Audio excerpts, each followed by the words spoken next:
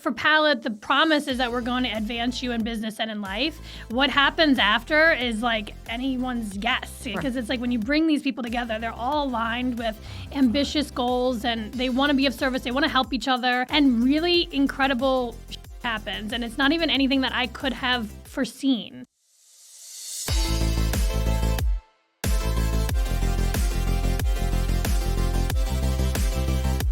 Welcome to Seriously Catherine, a podcast about taking your business seriously, but not yourself.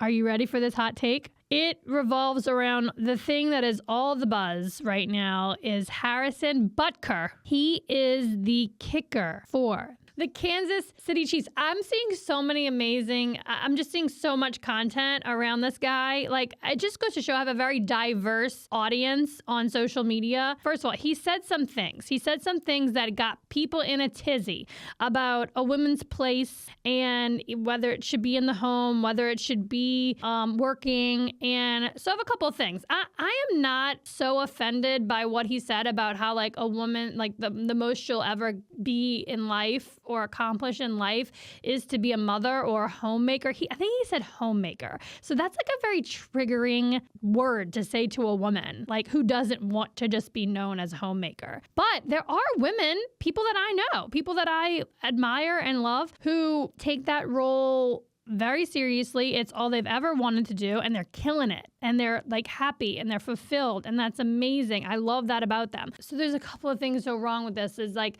first of all, I didn't read the whole commencement speech, okay? So he was the commencement speech at a Christian college. And he addressed the women in the audience and sort of acknowledged, like, you should be proud of yourself of all that you've accomplished up until this point. But to most of the women in the crowd, I'm willing to bet that I can't even say exactly what he said, but he alluded to they haven't done shit yet because they haven't become mothers and homemakers. So I just think like he could probably use some media training, and maybe he could use somebody working with him on his personal brand and like communicating what he really meant, because I almost feel like he was trying to just acknowledge his wife and the mother of his children as like, thank you so much for all that you have done to help me be my best version of a kickballer. I'm not going to knock on the guy because I really just think that he missed the mark, and he maybe didn't ask anybody to listen to his speech before he said it. But with that point, I don't think he's come out and apologized for anything, because he doesn't actually believe he should. He's not sorry for what he said. He stands by it. I read somewhere that his jersey is like on that particular day or shortly after was like the #1 selling jersey in the NFL. So it just goes to show you, maybe he does know his audience. Maybe he knows exactly who he's speaking to. I'm seeing a lot of like feedback on social media, people who are actually defending what he said and people who want to burn him at the stake. I, in a lot of ways, had not recognized my power or my influence on the world until I became a mother. And that was a huge turning point for me when I became a mom. I really started to get my shit together. I really started to think about how I could be a great role model for them. And so the problem here is that he's a dude. He kicks balls for a living. He makes a shit ton of money doing that. And he has the privilege of having his wife at home on the home front to support him. And there's a lot of things that I'm sure he doesn't even have to think about, right? Most people do need both parents in the workforce to pay for the bare necessities. So I don't want it to come across like I'm taking up for the guy. I think he got a lot of things wrong. Like the way that he delivered the speech was very judgmental and accusatory and assuming a lot of what his female audience might be thinking. In closing, I would just like everyone to listen to the full speech and with an open mind and just like take stock that like this guy did hit a chord. It resonated with some people. He got a standing ovation. As alarmed and triggered as you might be, there's this like other side that is rallying around this guy. Hi. Oh my God, I'm so excited you're here. I know. I'm like the host interviewing the reporter. It's weird. You know, and I probably am going to be weird because I'm not used to being the person who's getting asked questions. Yeah, how does it feel to be on the other side of things? I don't know. Like, I'm much more comfortable asking the questions. It's okay. It's fine. We'll see. But people don't really do this with me that much. So, Well, I'm lucky. I got you in the hot seat. ask the crazy stuff. Okay, so if you don't know, now you know. This is Noel McLaren, former reporter, Yeah. News 10. Yeah. News 10 ABC. Have you ever met Ellen? She was on ABC. Ellen? Well, here's the thing that people don't understand. News in itself, like local news, is actually owned by other companies, like outside of ABC, Fox. Like, that's just our affiliate. Like, Ellen is on, ABC networks, or is it syndicated? I don't know. Yeah. But anyway, the point is it's actually owned by Nexstar Broadcasting. So, and Nexstar can own ABC affiliates, Fox affiliates, CBS affiliates. So even though News 10 ABC is ABC, it's on ABC's network. Got it. But it's really just local news. Got it. But you're not doing that anymore. No. I mean, once a reporter, kind of always a reporter. I always have that curiosity. This all started out with like me trying to parent and be a mom. I was like, I never wanted to be the person that left my career. I never thought that I would be somebody who took a career pause. And then I held my first little baby boy and I was like, oh, this is going to be a hard one. Yeah. And this was pre-pandemic, so a little bit different, my first son, Mac. And I had him, and he was just my world. And in a career like news, it's just very nonstop, not set, predictable hours. So, just because your shift is technically from 9 to 5, you're live at 5 o'clock in the Catskills, and I still have to drive home. How far away is the Catskills? Like an hour and a half? Yeah. So, and then the next day I could be live in Saratoga, so I could be home in 5 minutes. But that was very, very hard to say, oh, let's get you in this childcare program, or to even my mom to watch him or somebody. I don't know when I'm going to be home. It depends on the day. It depends on the coverage. News is news for a reason. You can't plan it. It's unpredictable. And that's very hard to balance with motherhood.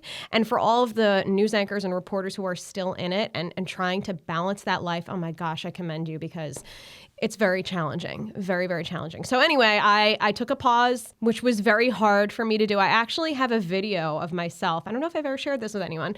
Behind the anchor desk, just recording myself. It was like a message to Mac, my oldest son, saying, I'm doing this because I love you, Mac, and this is really hard for me, but it's important for me to be here for you and for this to be my priority right now. And so I took a step back, stayed home with him, and said to myself, in time, I'll get back and other things will be a priority. And I think people, especially career-driven women, are scared to take that pause in career sometimes. And even still now, it's hard for me.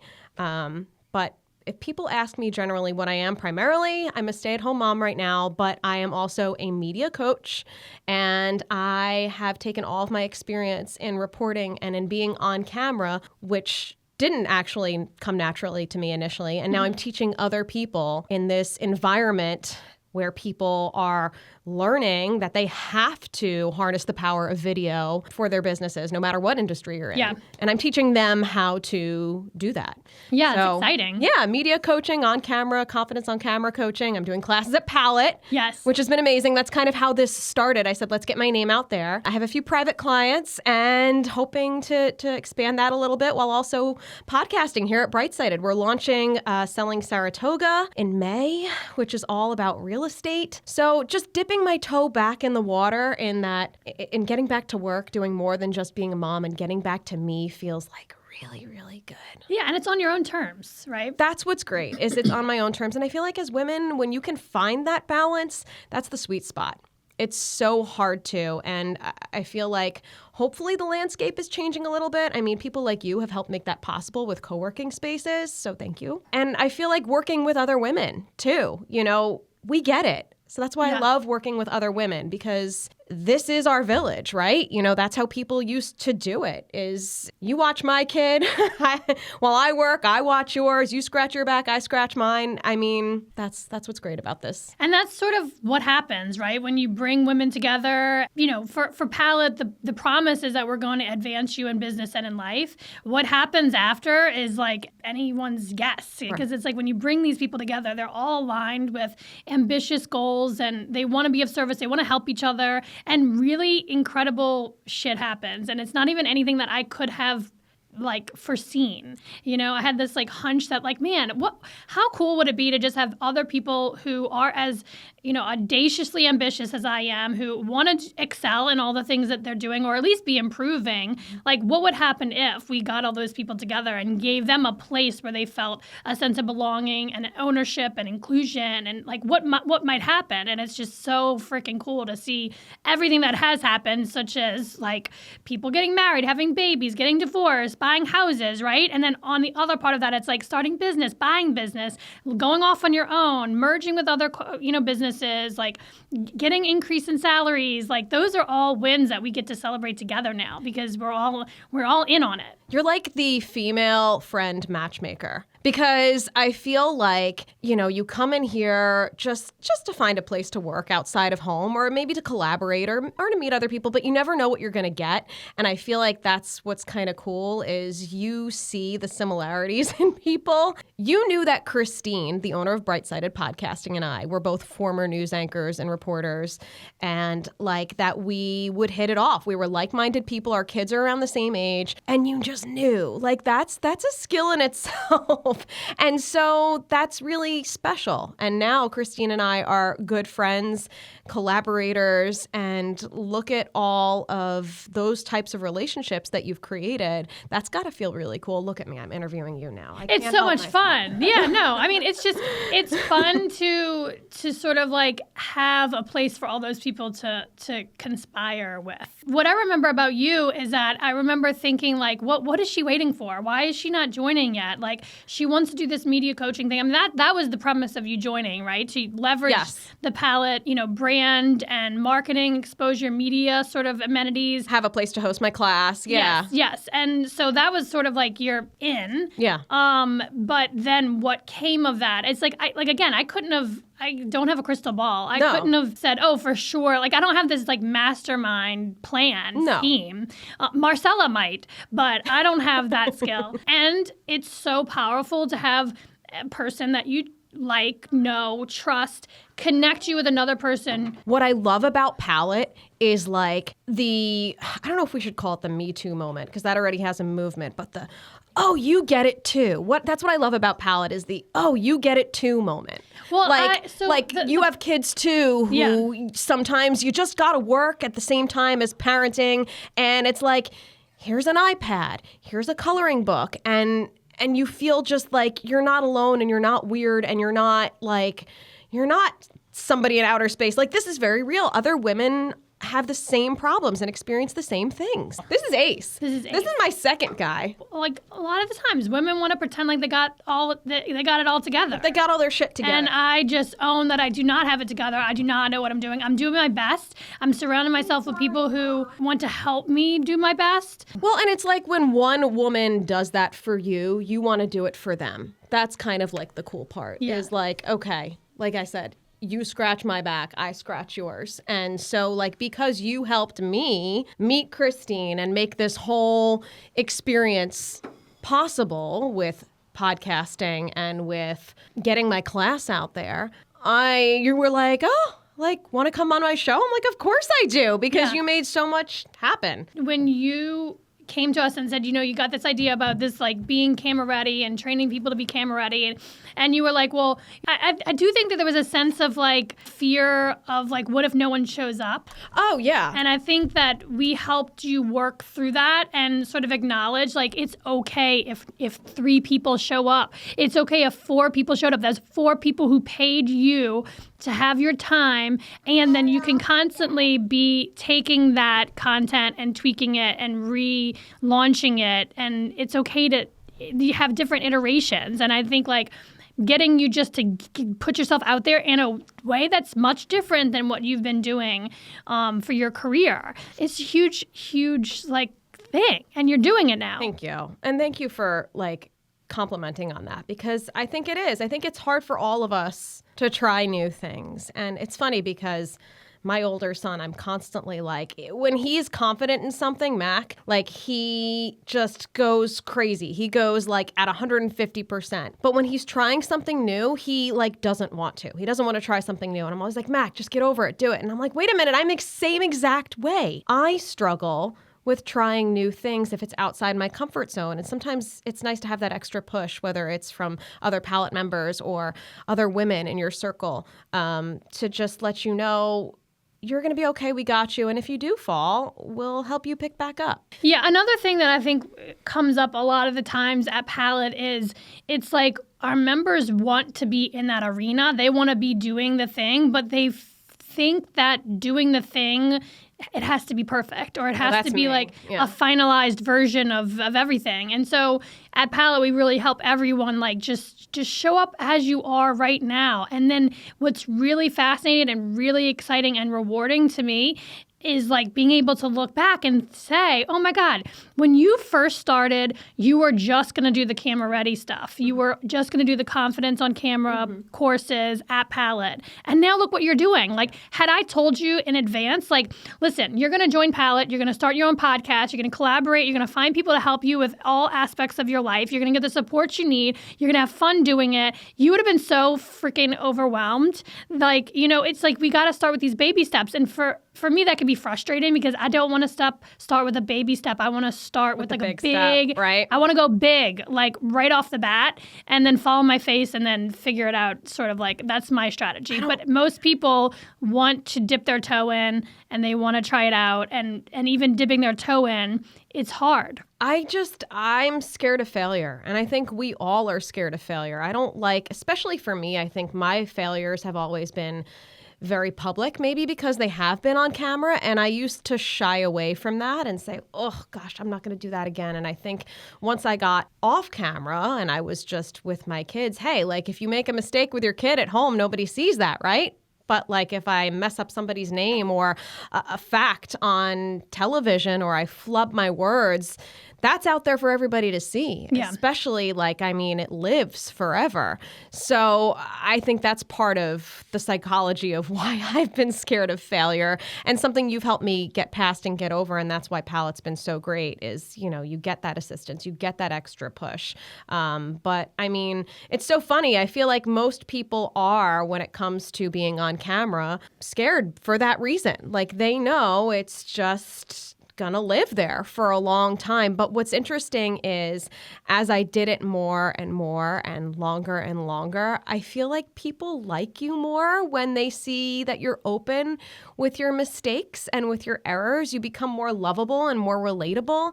And that's something, by the way, that I teach in my class or in my coaching, is just be the sloppiest version of yourself, however it comes out that day, because you are your biggest critic. People are forgiving, even if you mess up a word or you flub something or you have a hair sticking up and you catch it in the mirror. You'd be like, oh my gosh, did I brush my hair today? Or it just makes you more like everybody else. We all are messy and we all have different things going on in our lives that are out of our control, even though we want to be in control. We want that crystal ball you were talking about. We want to know what the next steps are. But in reality, none of us do. So just kind of lean into it. I got good at doing that on camera. I need to get good at doing that in life. Well, listen, the other part that I remind people is people are so distracted and so overwhelmed with everything, right? Mm-hmm. So if you do screw up or, have egg on your face, it's you're the next moment there's something else going on. There's some other person that's making a fool out of herself, and that's who they're paying attention to now. Right. So it's everything blows over, right? And you're just this is something that Marcella and I definitely have in common. Our parents both told us that no one's paying attention to you. You know what I'm saying? There's other shit going on. If you think everyone's walking around worried about what you're doing, that's just not reality. And Yeah. it's so true. I don't think it has helped me. Like, if I do, like, I actually have a story. This is like a couple weeks ago. Mark and I just bought this house. I know. I and can't wait to hear more. I know. about I this. can't wait to show you the space. Yeah. Mark had parallel parked, but it was right after that sloppy snowstorm.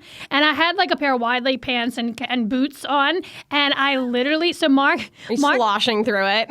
he like parallel parked but left a gap for me to get out and then go run behind the car so he could straighten out. And then anyway, I fell like in the middle of a red light. Like I fell in between these two cars, like the back of his car and the car that was parked right there. But across the street, all these line of cars were at the red light. Every single one of them saw me fall on my face because my heel got hooked in the pants. Oh no. And I fell like on my face. So I literally, the whole left side of my body was like sloshy, muddy snow. Not only that, but I like jumped right back up and I like waved to everyone. I was like, I had like thumbs up, I made it. And everyone probably like clapped and was like, woo! Their face was just mortified. They were more like, oh my God. Embarrassed for you? Because I fell hard.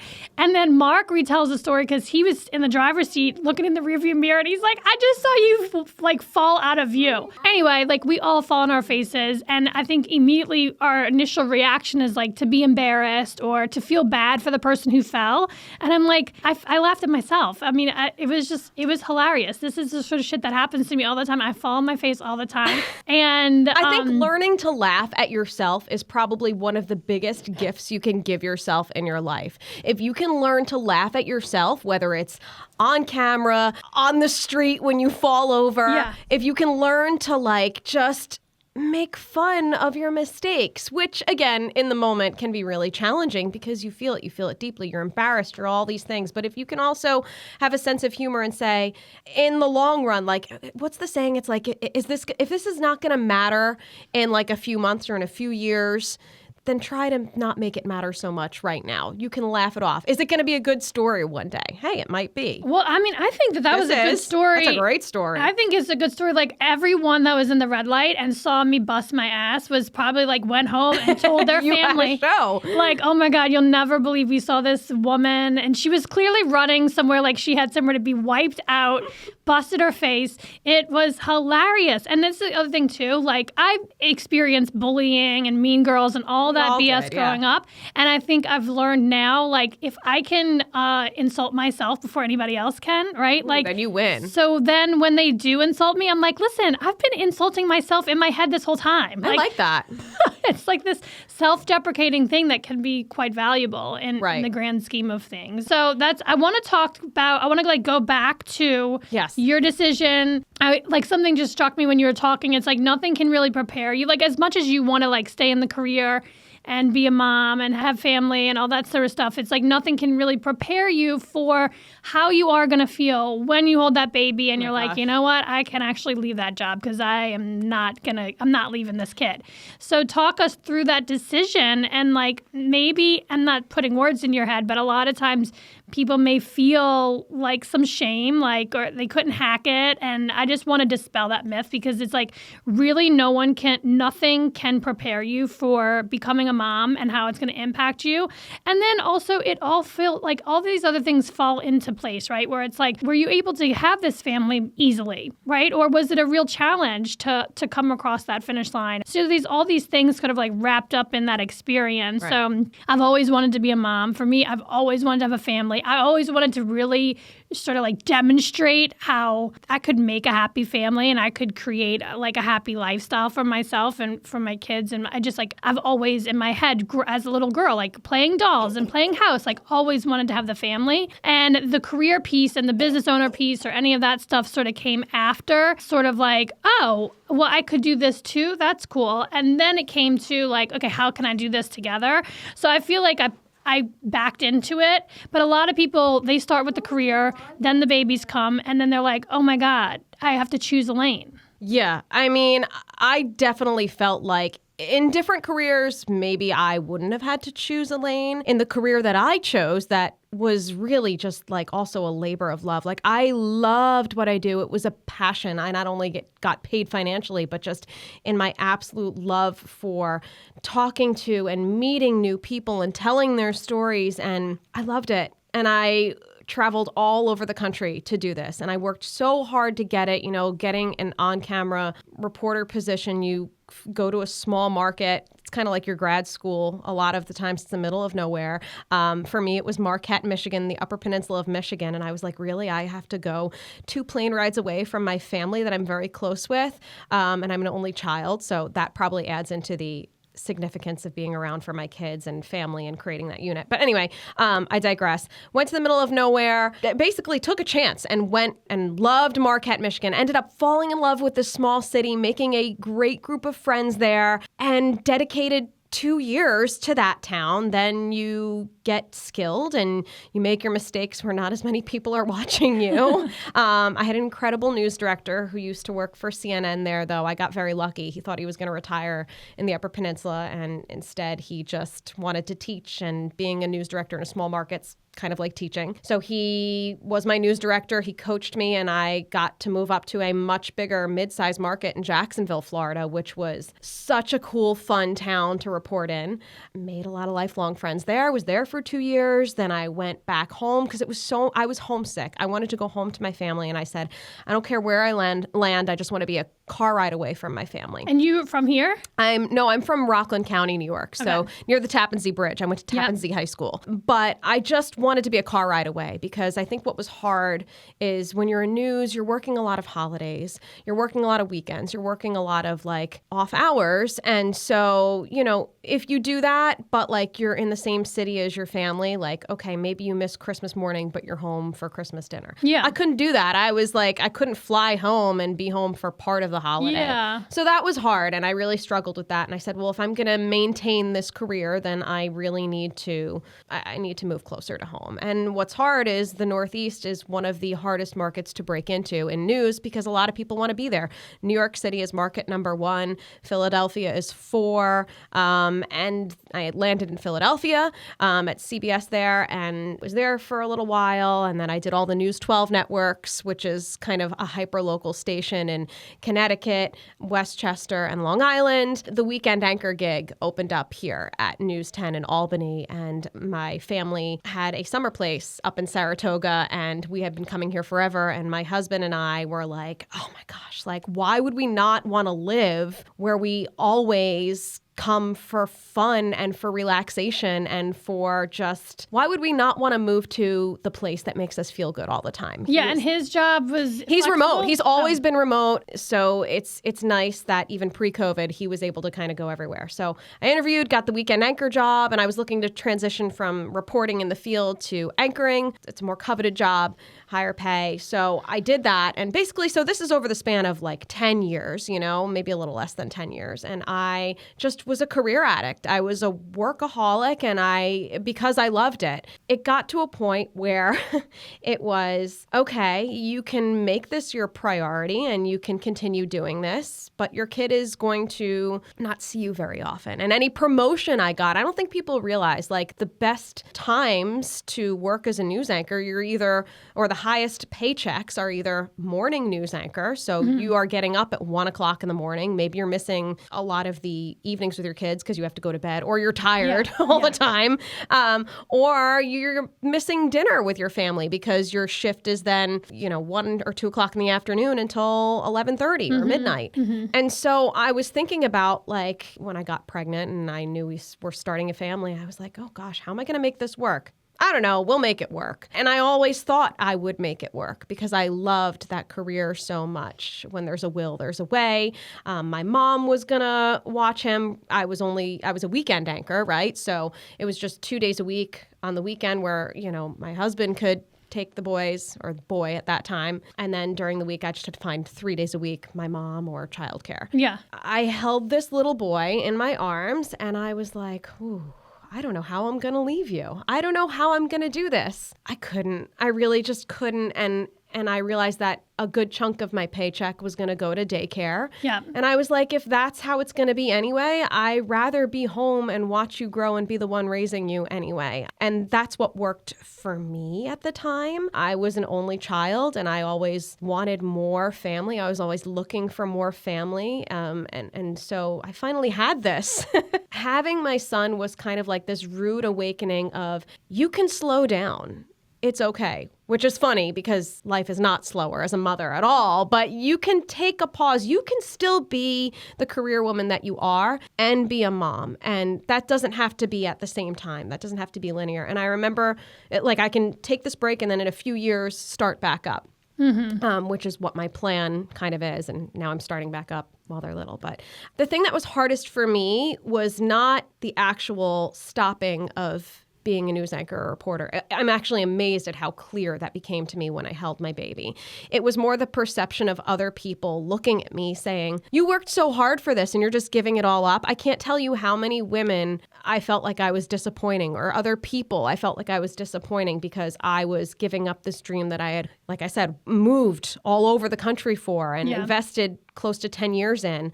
I had a lot of guilt about that. My parents, who really helped me pave the way. They paid for part of my education, and here I am. I'm just going to stay home and be a mom for a little bit. I don't know. So I struggled with that a lot with my first. And I think it's also hard because you get cornered into these, what do you want to call them, categories as moms? Like, are you a working mom or are you a stay-at-home mom? And I never saw myself as a stay-at-home mom type. I saw myself as a career-oriented go-getter. It just suddenly melted away its significance. It just wasn't in that moment what was important to me, being their everything. And I had to convince myself that that was okay and that's what worked for me. For other women, it might not. And that's okay too. There's nothing wrong with that. I just think it's so hard as women that you can have both sometimes. And I feel like times are changing. I had a totally different experience. I felt strongly like I needed to carry on the business front of things, even though I had kids. And I take this sort of perspective of like,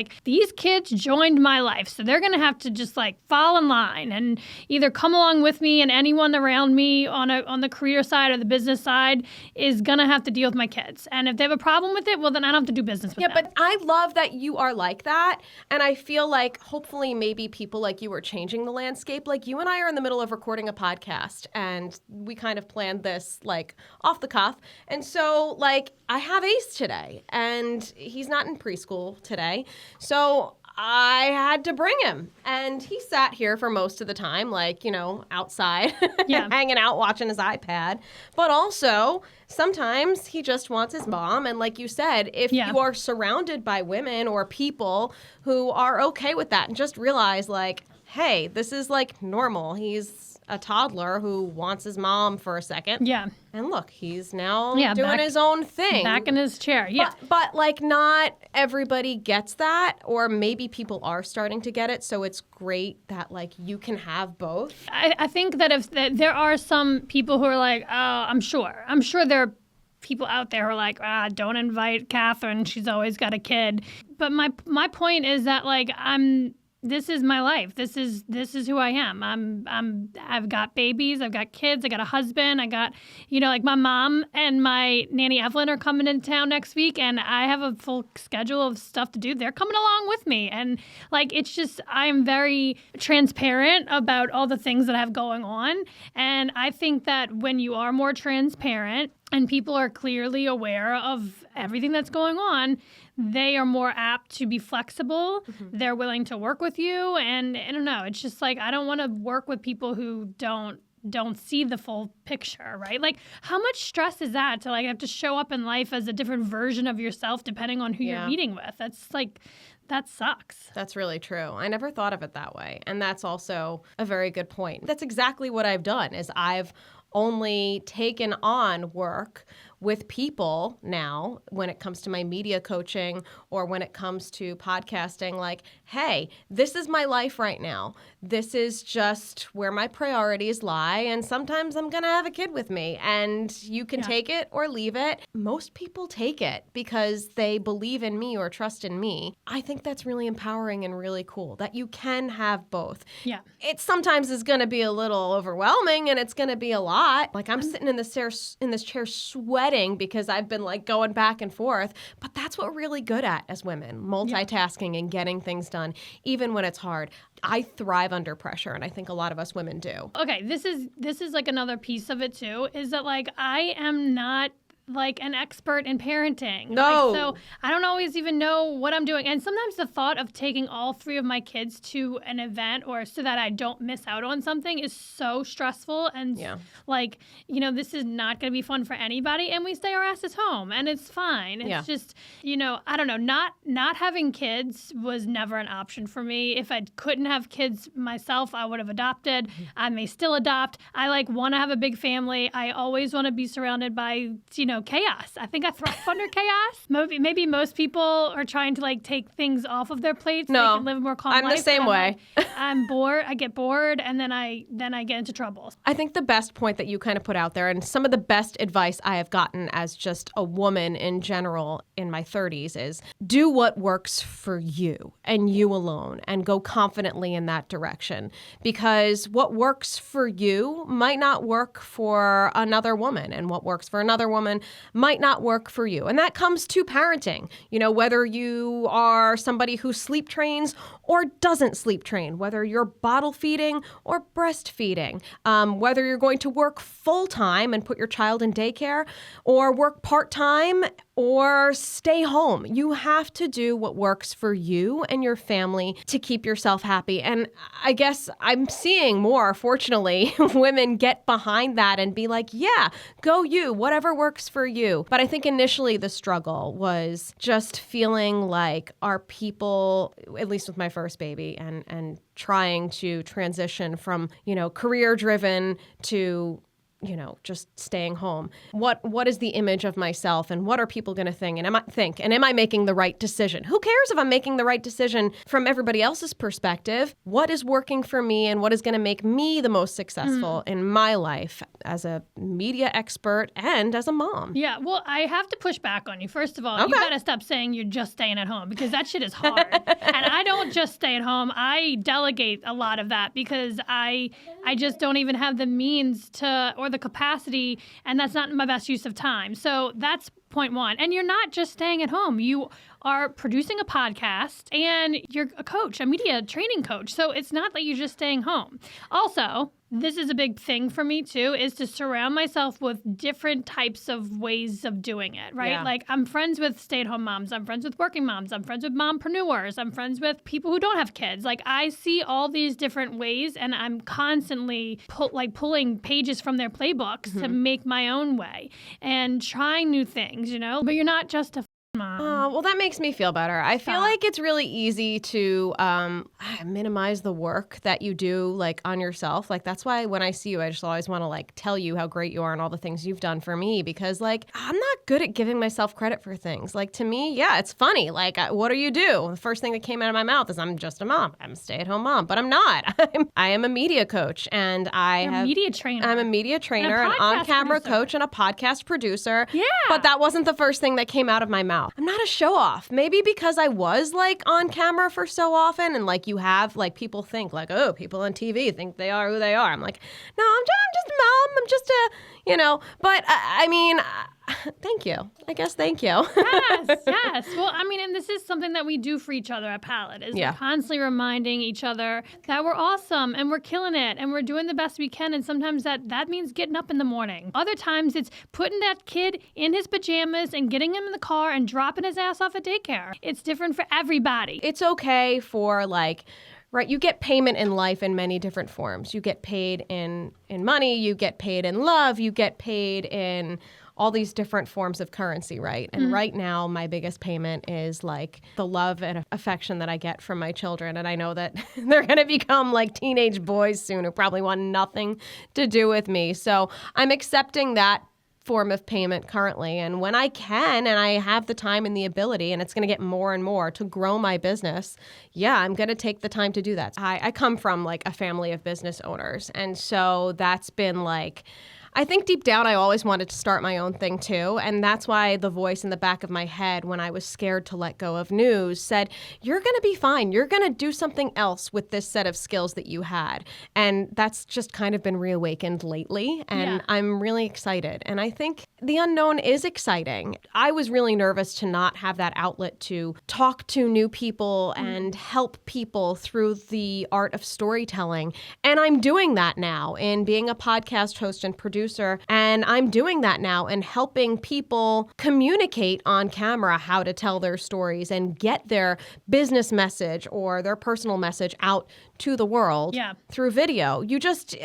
Everything kind of evolves over time. Like there's different chapters of your life. And in this chapter, it's a little bit different. But yes, you have to kind of rediscover yourself in motherhood. And I've been able to do that slowly but surely. Yeah, slowly but surely. So next up for you is this podcast that you've been working on for a while. Mm-hmm. I'm really excited about it. Me too. Because it's all about real estate in Saratoga. Is it mostly commercial, residential, like buying and selling houses? What's the gist of it? Selling Saratoga is a podcast all about all things home related and real estate in Saratoga Springs and a little bit in the surrounding area. It seems to be this hot spot for real estate in a real estate climate that really is kind of like in this lull right now. But things are still hot in Saratoga. Things are still hot in Saratoga. Saratoga was always in the spotlight because of the track. We're close to the Adirondacks. There's so much to do up here. It's like a little metropolis. I mean, you get the cultural aspect of city life without all the big rat race that's involved in it and without the congestion. There really, truly is something for everyone. And I think that during COVID, when people were looking to get away for people or looking to have some more space, people would come up here for a day or two or for a weekend or just to work remotely because they could. Yeah. And they said, whoa, I don't ever want to leave. And that's what I did kind of with my family, not during COVID, but I came up here, fell in love with it. Why would we not build our lives here? If we can live in the place that brings us peace and where we love, why not? And a lot of people are learning to discover Saratoga Springs magic. My co-host, Helen Mastron, who is a local real estate agent, she was saying that the biggest problem in real estate in Saratoga and the surrounding areas, there's not enough inventory. A lot of people want to buy here, but there's not enough things on the market for people. So if you have a home and you're thinking about selling, put it on the market. Now's the time. Yeah, are y'all talking about like the recent lawsuits and stuff that have been happening? Oh, will that come we're going to up? talk about all that. Okay. We're going to talk about everything from short-term rentals. Our pilot episode is about short-term rentals and how the landscape for that is changing. New laws are in place. We're going to talk about design. We're going to talk about buying and selling. We're going to talk about DIY projects and how if you want to do something on your own, you can. We're going to talk to builders. We're going to talk to investors. We're going to talk to people from every corner of real estate and home ownership. You might have this question that you're scared to ask, but we'll ask the mortgage lender. We'll ask the realtor for you. We'll ask the designer for you. And maybe your question isn't so weird. Our guests are going to be experts from all different walks of life in local real estate. So fun. I can't wait. I know. I can't wait to hear more about your home. I'm hoping to bring you on as a guest on our show because can you tell me about this house? Yeah. So first of all, I sort of like had a dog in every one of these fights. So we used to have a carriage house that we sold in July, thanks to Helen. Actually, she helped us sell that house. And so we did. Helen. Yep. So we did a short-term rental there. We were living in the house during COVID and we were about to kill each other. So, convinced Mark to move out into our rental house and then we rented. So we became the landlords of that. And then in July, sold it. And then to make ourselves more competitive to buy. So the house that we ended up buying, this is the fourth house that we put an offer on and the first house that we actually got under contract. And then it took 4 months to close on it because of the unique nature of this property. So, tell me about the unique nature of this property. So can you not yet? Or can you? No, I can. No, we own it finally. It's our house. And wow, the experience of going from like 4 months of trying to buy the house to then buying the house and then recognizing and just like the realization that this is a huge project that we have to renovate this house. We have to upgrade everything. It's going to be an experience. Like just like over the weekend, I told Mark, I'm like, this is so overwhelming. The amount of like work this house is going to be. We're really happy that this is the forever house. We don't intend on selling it. We are going to love it. But it's like, we just hope that we're still married and living there together when it's all said and done. But someone very wise told me you don't have a crystal ball and that you should just let things play out the way they're meant to play out. So that's what Catherine Hover would tell me. Yeah, So, this is true. I mean, it is what it is. It's Yeah. going to work out, and you were meant to buy that house. And Yeah.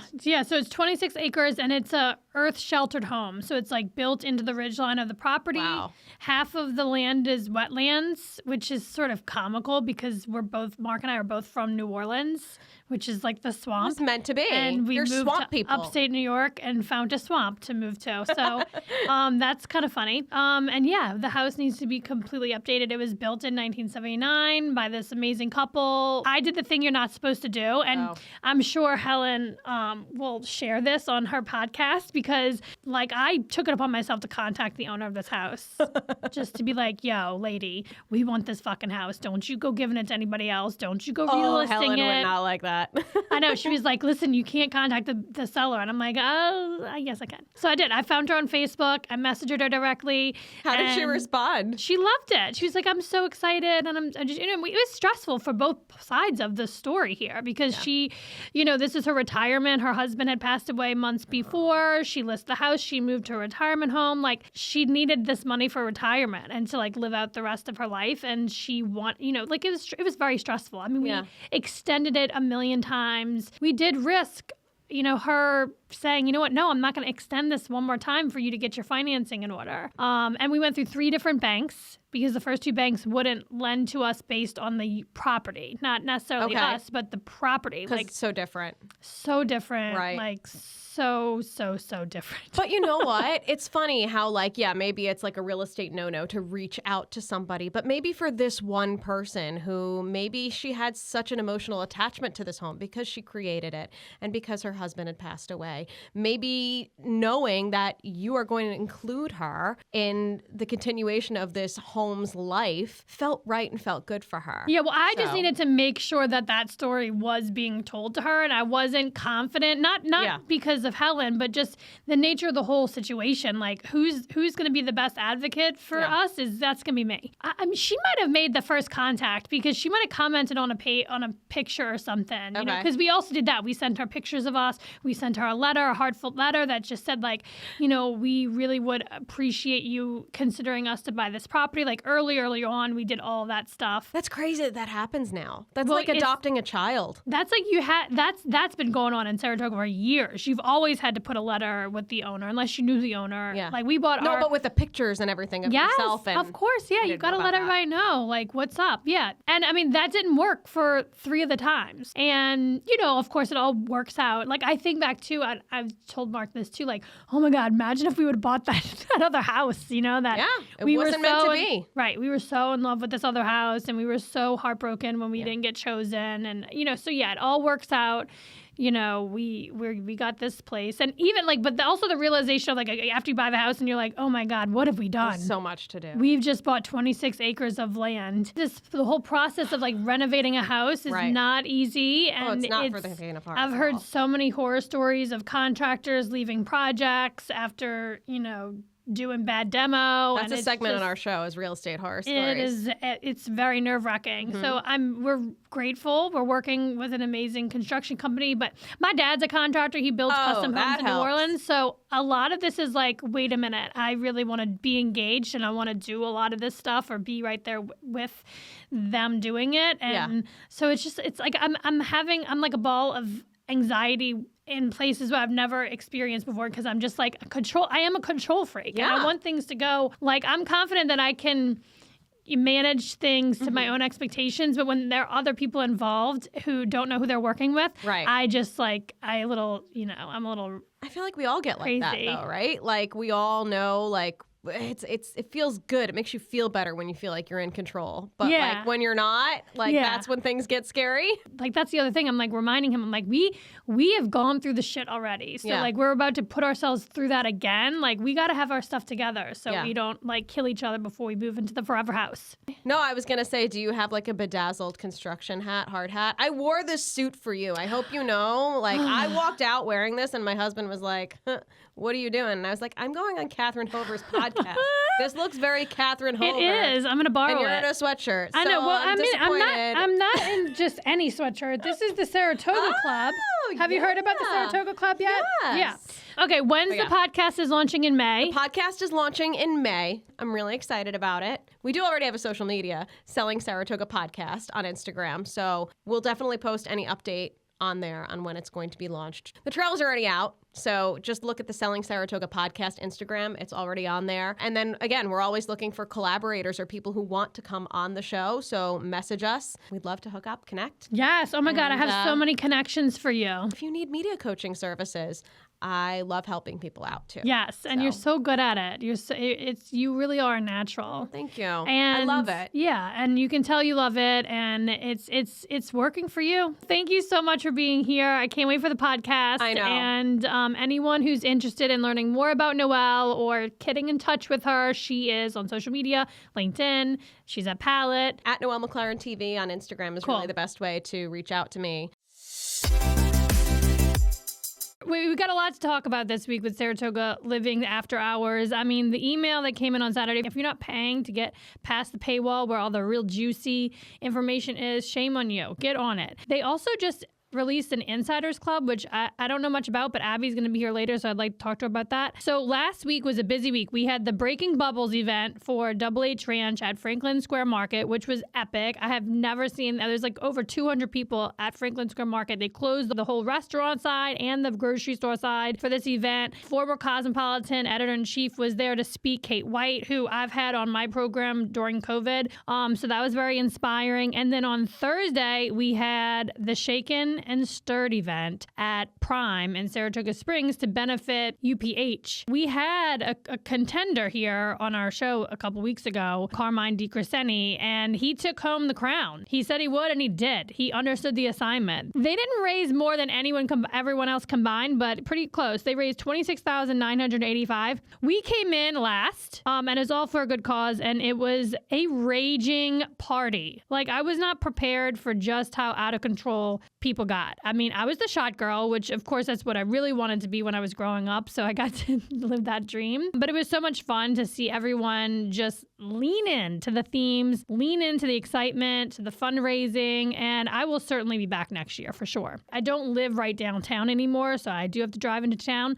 And that little corridor, it's like very, very busy right by Dunkin' Donuts, right by the Inn at Saratoga. And it's just a little busy, right? But what's really, really cool is there is the SoBro Conservancy celebrated the completion of phase 1 of the nonprofit's mission, and it's planting in that little, it's like almost like just a little property that has just been vacant, overgrown grass for years, as long as I can remember. They have planted 600 native pollinator-friendly plants and celebrated the arrival of a new shed, which is probably going to carry a lot of tools to keep up with this like garden. And it was just so pretty. The other day we drove by and it's just beautiful. The girls are like, what's going on here? And it draws attention. Okay, this is a big whammy. Everyone hold on to your pants. Paid parking is going into effect this weekend, Memorial Day weekend. And if you're wondering how you go about doing anything having to do with paid parking, they just released the registration for residents to get a parking permit so that they can park in any public garages. It allows for free parking in city-owned garages and surface lots. This is very frustrating to me, honestly, because for something that's going to be enacted this weekend, I feel like residents should have been given a bit more heads up. My hope is that they're going to be a bit lenient for the first couple of weeks that this is being implemented. I am afraid. I am afraid for the parking attendants. Like, who's giving tickets for people who, if they're not parked where they're supposed to be? I have questions about all this, but there's a QR code on the city website. You can click through this email through Saratoga Living After Hours to register for resident parking permit. Library patrons and employees of downtown businesses will register through a different process, and that has not been released yet. So it should just like hold on to your horses. Saratoga Living After Hours has our back. They will let us know when it is time. Another big major event that is coming up, and I am so sad that I am not going to be in attendance this year because I am a avid supporter of the Cantina Fun Run. It always falls around Posey's birthday, so we end up having a party at the Fun Run usually for her. Saratoga Paint and Sip provides all the face painting. Let me tell you, the face paint painting booth at the Cantina Fun Run is always organized chaos. Mothers really come for you if that line is not moving at a rapid pace. So I just have some suggestions for moms who are bringing their kids to Cantina Fun Run who want to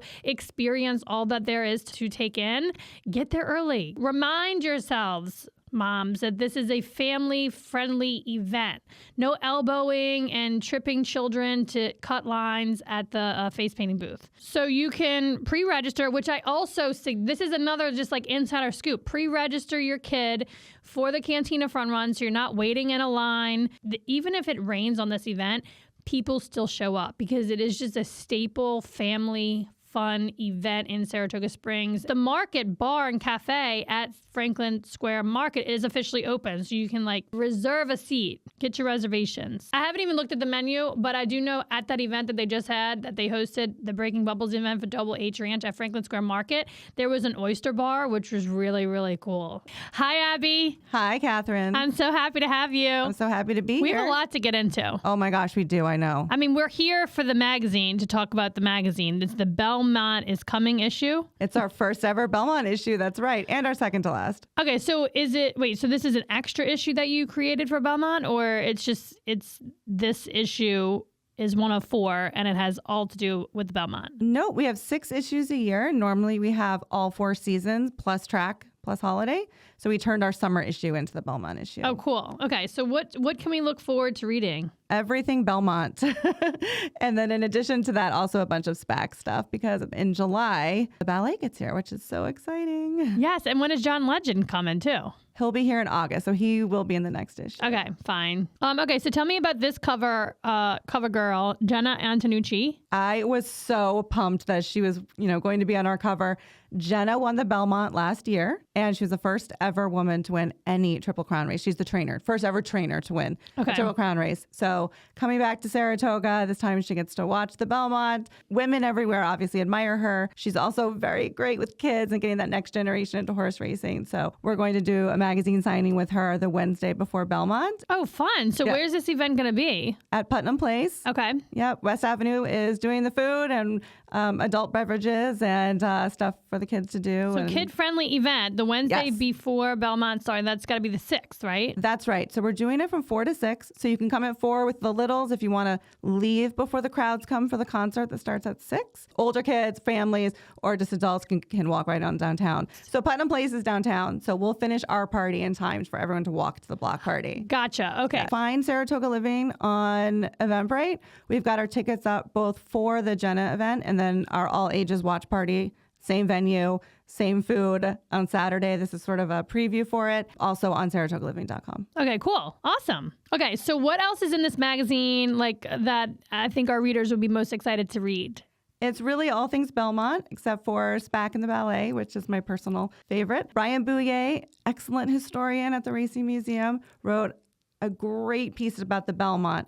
All those little fun facts that you probably don't know, he put them into a great story in Sideweather. It's just absolutely amazing. We also talked to Greg Montgomery about his Belmont poster. Very interesting because the way he works is he uses the previous year's race to, he takes elements from that for his poster. There's never been a Belmont Saratoga. So it was a challenge for him, and it was really interesting to speak with him. Is the poster in the magazine?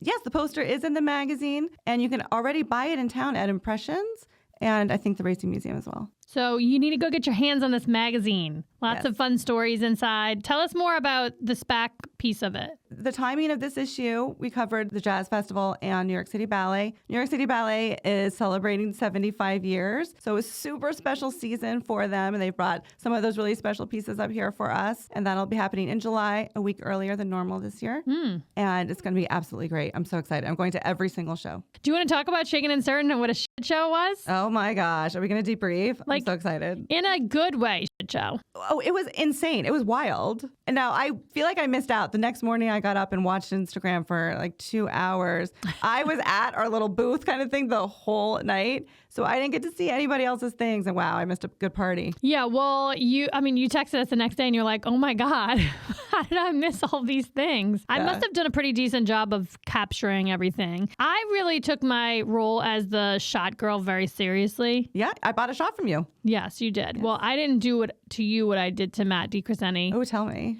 I just like pretended I was like a shot girl at Carlos and Charlie's in Cancun. You know, they make you do all the crazy things. Like they shake your head and they actually make you take the shot and then they ask you for money. If you don't want the shot, fine, give me $20 and take the shot and make somebody else take it. You know what I'm saying? Like you can just put this in your pocket for later. Oh, yeah, I made you guys take it. It was my first one. It was my first one participating and my first one attending that event. So I didn't really know what to expect. But wow, I used to think the flower and fruit luncheon was like the kickoff to summer. But no, I think it's chicken and stirred. Is it always that week? Like, is it always like around this time of year? Yes. Yeah. Yeah. So our first time, I had no idea what to expect. I still don't know because, like I said, I was stuck at my booth the whole time. Right after we each did our entrances, you guys came off the stage, and I was literally your first person too. So I got you like hot off the press. Well, the other thing that I don't think was a good strategy on our part, and I don't think we had anything to do with this, but we were the first to go on.